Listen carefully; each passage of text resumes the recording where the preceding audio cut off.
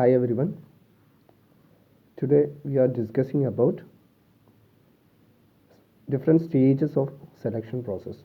കഴിഞ്ഞ ക്ലാസ്സിൽ നമ്മൾ സെലക്ഷൻ പ്രോസസ്സിൻ്റെ ആദ്യത്തെ 5 സ്റ്റേജുകളെ കുറിച്ചാണ് നമ്മൾ പഠിച്ചത്. നമ്മൾക്ക് അതൊന്ന് റിവൈൻഡ് ചെയ്തെടുക്കാം. First point is receipt and scrutiny of application. Application സ്വീകരിക്കുകയും അതിൻ്റെ സ്ക്രൂട്ടിനി ചെയ്യുക എന്നുള്ളതാണ് ഫസ്റ്റ് സ്റ്റെപ്പ്. രണ്ടാമത് പ്രിലിമിനറി ഇൻ്റർവ്യൂ ആണ്. ആദ്യത്തെ interview blank application form, third point. Fourth is test, വിവിധ ടെസ്റ്റുകൾ നടത്തുക എന്നുള്ളതാണ് അഞ്ചാമത്തെ ഇൻ്റർവ്യൂ. വിവിധ തരത്തിലുള്ള ഇൻ്റർവ്യൂകളുണ്ട് എന്ന് നമ്മൾ പഠിച്ചു കഴിഞ്ഞു. Next stage in selection process is checking references. അടുത്തതായിട്ട് നമ്മൾ സെലക്ഷൻ പ്രോസസ്സിലെ അടുത്ത സ്റ്റേജ് എന്ന് പറയുന്നത് നമ്മൾക്ക് ലഭിച്ചിട്ടുള്ള കാൻഡിഡേറ്റ്സിൻ്റെ, ഇൻ്റർവ്യൂ കഴിഞ്ഞിട്ടുള്ള കാൻഡിഡേറ്റ്സിൻ്റെ റെഫറൻസുകൾ പരിശോധിക്കുക എന്നുള്ളതാണ്. In the blank application form there is A column for giving references. The candidates are required to write the name of one or two important respected and reputed persons in his locality. The employer can conduct inquiries about candidates from these references. നമ്മൾ മൂന്നാമത്തെ സ്റ്റെപ്പായിട്ടുള്ള bank application form fill ചെയ്യുമ്പോൾ അതിൽ ഒരു column ഉണ്ടായിരിക്കും reference എന്ന്. അതിൽ ഒന്നോ രണ്ടോ നമ്മൾക്ക് റെപ്യൂട്ടഡ് ആയിട്ടുള്ള, നമ്മളെക്കുറിച്ച് കൂടുതൽ അറിയുന്ന റെപ്യൂട്ടഡ് ആയിട്ടുള്ള ആളുകളെ അല്ലെങ്കിൽ റെസ്പെക്റ്റഡ് ആയിട്ടുള്ള ആളുകളുടെ ഫോൺ നമ്പർ നമ്മളെക്കുറിച്ച് കൂടുതൽ അന്വേഷിക്കുന്നതിന് വേണ്ടിയിട്ട് എംപ്ലോയർക്ക് സഹായകരമാകാൻ വേണ്ടിയിട്ട് നമ്മൾ രണ്ട് റെഫറൻസുകൾ എഴുതും. ദാറ്റ്സ് മേ ബി ഫ്രം ഓർഗനൈസേഷനിൽ വർക്ക് ചെയ്യുന്ന ആരെങ്കിലും ആവാം, അതേ ഓർഗനൈസേഷനിൽ വർക്ക് ചെയ്യുന്ന ആരെങ്കിലും അല്ല ആവാം. അതുമല്ലെങ്കിൽ മുമ്പേ വർക്ക് ചെയ്തിട്ടുള്ള കമ്പനിയിലെ നമ്മുടെ സൂപ്പർവൈസർ അല്ലെങ്കിൽ നമ്മുടെ മാനേജർ, ഡിപ്പാർട്ട്മെൻറ്റൽ ഹെഡുകളായിരിക്കാം, അല്ലെങ്കിൽ നമ്മളെ പഠിപ്പിച്ച അധ്യാപകരായിരിക്കാം, നമ്മളെ ലൊക്കാലിറ്റിയിൽപ്പെട്ട വേറെ ആരുമായിരിക്കാം.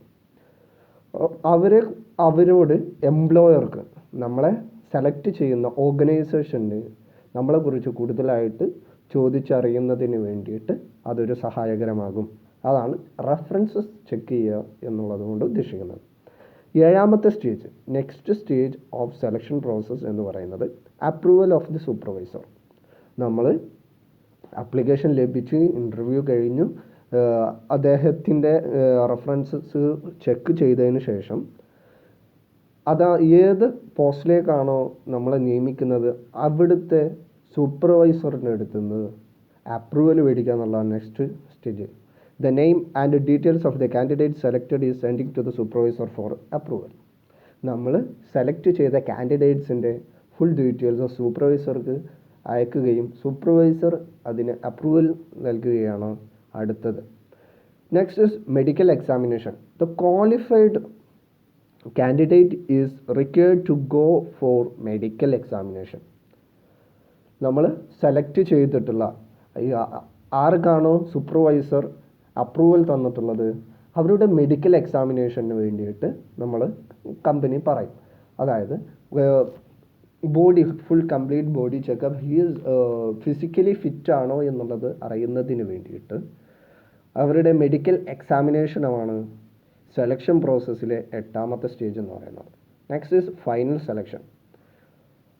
If the selected candidate is physically fit, they will select finally for a job.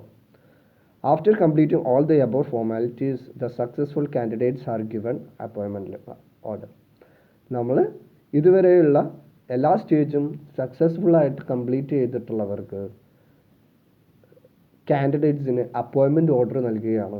അടുത്ത സെലക്ഷനാണ് ഓഫർ ലെറ്റർ നൽകും.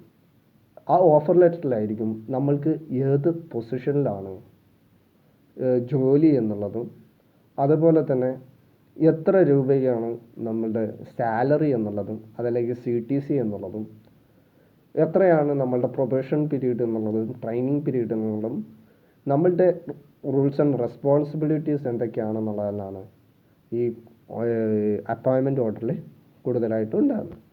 Next stage placement.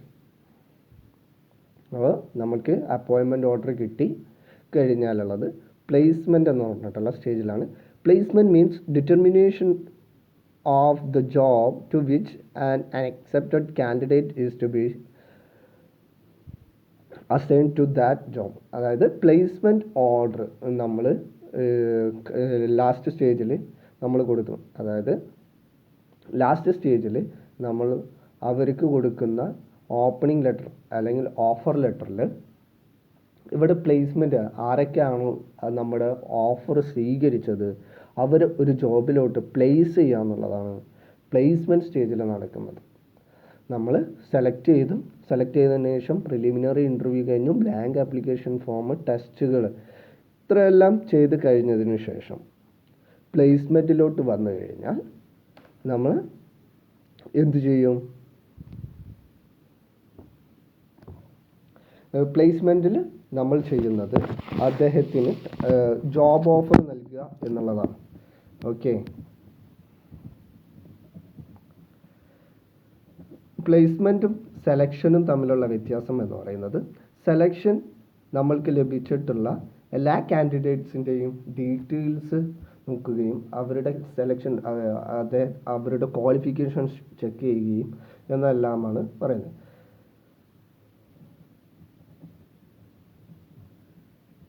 എന്നാൽ പ്ലേസ്മെൻ്റ് എന്ന് പറയുന്നത് നമ്മൾ ഓഫർ ചെയ്യുന്നത് ഒരു പെർട്ടിക്കുലർ പൊസിഷനാണ്, ജോബല്ല, ഒരു പെർട്ടിക്കുലർ പൊസിഷൻ എന്നുള്ളതാണ് കൊടുക്കുന്നത്.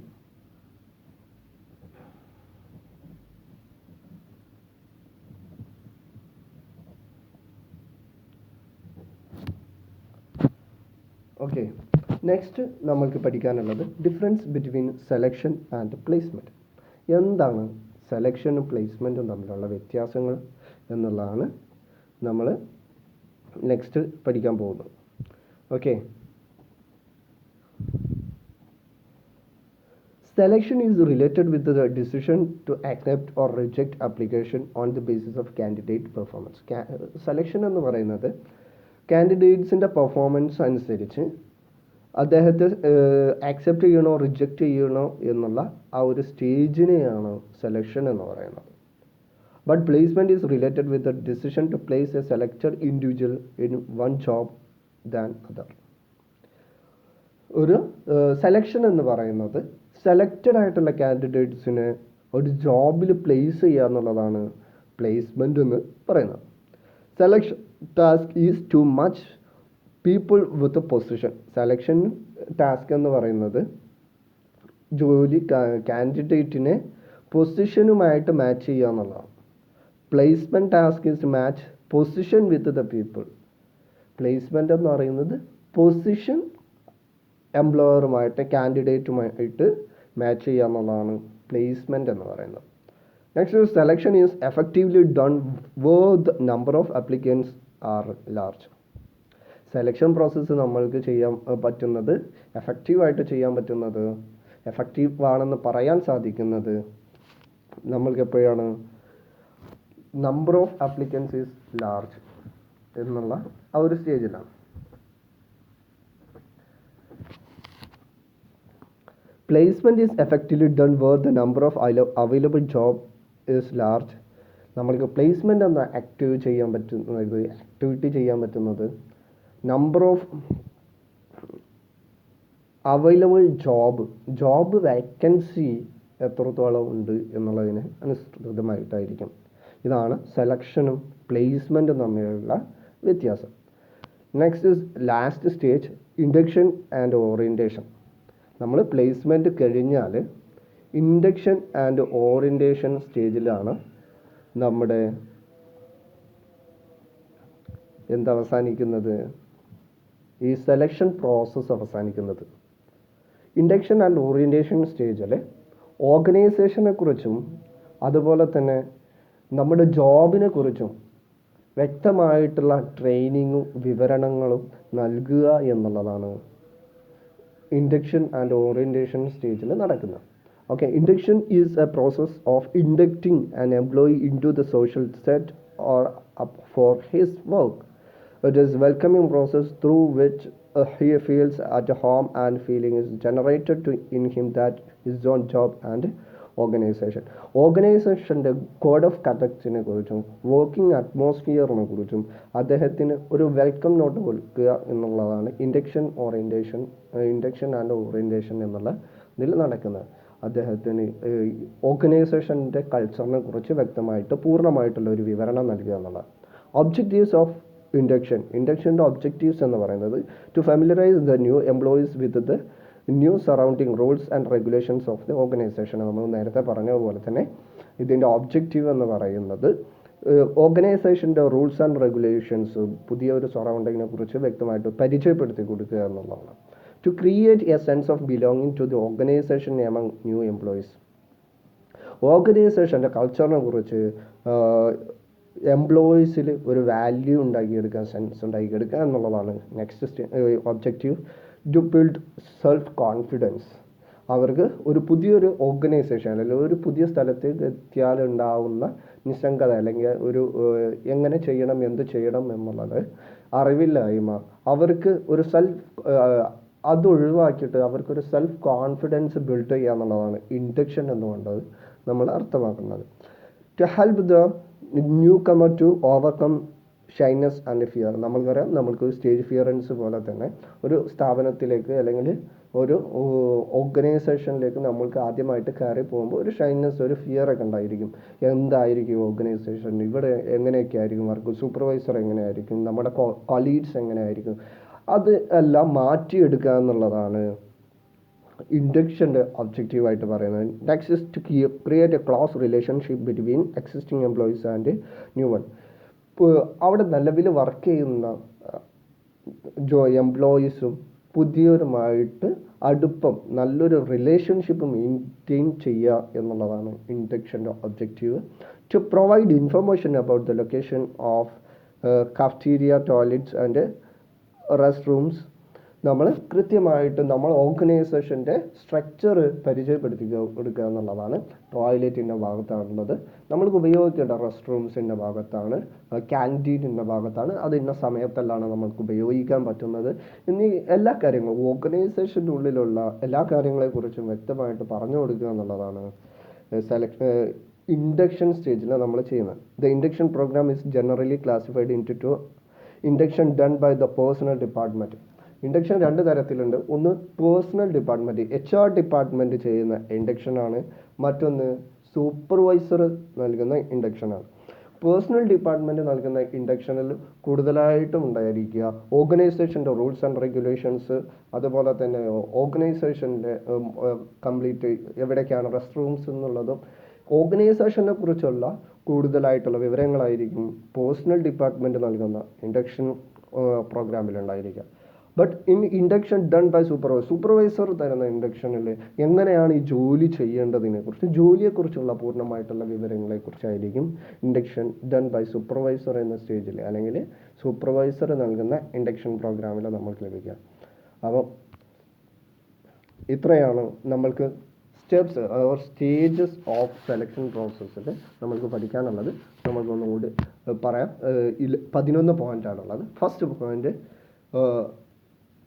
അത് നമ്മൾക്ക് ലഭിച്ചിട്ടുള്ള അപ്ലിക്കേഷൻസ് സ്ക്രൂട്ടിനി ചെയ്യുക അല്ലെങ്കിൽ സ്വീകരിക്കുക എന്നുള്ളതാണ് ഫസ്റ്റ് സ്റ്റേജ് എന്ന് പറയുന്നത്. രണ്ടാമത്തത് preliminary interview. Third one blank application form. നാലാമത് ടെസ്റ്റ്. അഞ്ചാമത് ഇൻ്റർവ്യൂ. ആറാമത്തെ പ്രോസസ് ചെക്കിംഗ് റെഫറൻസസ്. ഏഴാമത്തത് approval of supervisor. 8th point medical examination.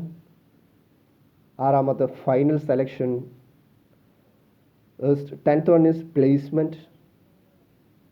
11th one induction and orientation. ഇതാണ് സെലക്ഷൻ പ്രോസസ്സിൻ്റെ ഡിഫറെൻറ്റ് സ്റ്റേജസ് എന്ന് പറയുന്നത്. Okay, thank U.